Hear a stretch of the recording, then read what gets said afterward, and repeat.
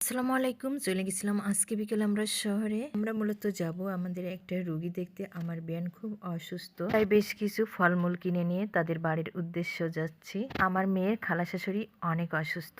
বিআই বাসার থেকে দেখাশোনা করে কথাবার্তা বলে আমরা আবারও শহরের ভিতরে চলে আসলাম। পূর্বাশা তো অনেক অসুস্থ, তারপরেও তার ফুচকা চটপটি খেতেই হবে।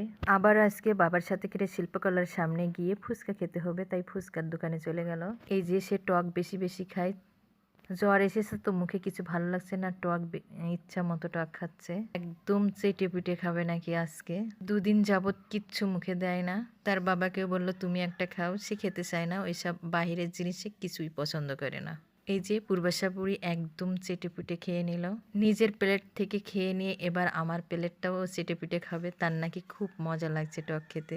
ঝাল টক খেয়ে মুখটা ঝাল ঝাল হয়ে গেছে, তাই চলে যাচ্ছে সে আইসক্রিম খেতে। দেবদারু এভিনিউ থেকে 2টা আইসক্রিম নিয়ে নিলাম আমরা দুজন।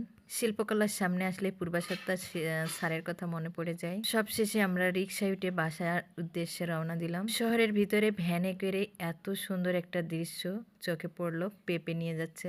এবার আমরা চলে আসলাম শিশু একাডেমির সামনে। এখান থেকেই চলে যাব, এখানকার দৃশ্যটা সেই সুন্দর লাগছে। আল্লাহ হাফেজ।